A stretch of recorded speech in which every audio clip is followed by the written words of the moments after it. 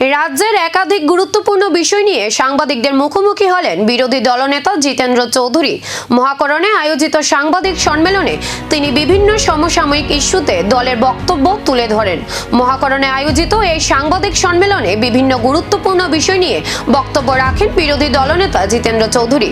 সংবাদ মাধ্যমের সামনে তিনি রাজ্যের চলমান বিভিন্ন ইস্যু, জনস্বার্থ সংশ্লিষ্ট বিষয় এবং সরকারের বিভিন্ন নীতিগত সিদ্ধান্ত নিয়ে দলের মতামত তুলে ধরেন। পাশাপাশি কয়েকটি বিষয়ে সরকারের ভূমিকা নিয়েও প্রশ্ন তোলেন। সাংবাদিকদের বিভিন্ন প্রশ্নের উত্তর দেন বিরোধী দলনেতা। তিনি বলেন, সাধারণ মানুষের স্বার্থ সংশ্লিষ্ট বিষয়গুলো নিয়েই বিরোধী দল ধারাবাহিকভাবে নিজেদের অবস্থান তুলে ধরে আসছে এবং ভবিষ্যতেও তা অব্যাহত থাকবে। এই সাংবাদিক সম্মেলনে রাজ্যের বর্তমান পরিস্থিতি, উন্নয়ন, প্রশাসনিক কার্যক্রম সহ একাধিক সমসাময়িক বিষয় উঠে আসে।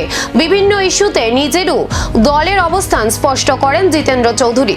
তার সাথে আরো কদিন আগে একটা পত্রিকায় দেখেছি, একটা চ্যানেলেও খবর উঠেছে, এই বটজলাতে একটা ছোট গ্যারেজ, সেখানে জিপ বা ছোট গাড়ি এর মেরামত হয়। ওইখানে গিয়ে ফায়ার সার্ভিসের গাড়ি মেরামত, সেখান থেকে লক্ষ লক্ষ টাকা বিল হচ্ছে। যাই হোক, এই মুহূর্তে হয়তো তিনি ফায়ার সার্ভিসে নেই। এইভাবে ফায়ার সার্ভিসে যতদিন থেকেছেন তার সম্পর্কে ঘুরে ঘুরে অভিযোগ। নিশ্চয়ই সেই দপ্তরের কর্তা অর্থাৎ পলিটিক্যাল এক্সিকিউটিভ তার আশীর্বাদ ছিল, এইভাবেই করেছেন। এবং এর আগেও ফায়ার সার্ভিসের ফায়ারম্যানদের কিছু লোক আমার সাথে দেখা করেছেন, তারাও তার ব্যবহার আর এরকম অনিয়মের সম্পর্কে আমাকে বলেছেন অনেকবারই, কিন্তু তাদের হাতে কাগজ ছিল না।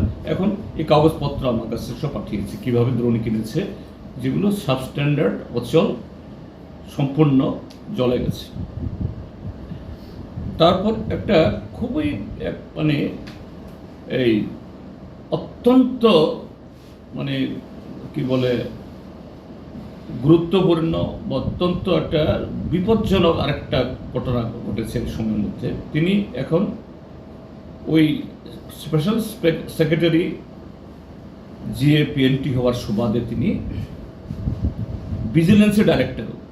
ভিজিলেন্স ডাইরেক্টর মানে বিশাল ক্ষমতা, একটা রিটায়ার্ড অফিসার। বিরোধী দলনেতার এই বক্তব্যের জবাবে সরকারের পক্ষ থেকে কি প্রতিক্রিয়া আসে, এখন সেদিকেই রাজনৈতিক মহলের নজর।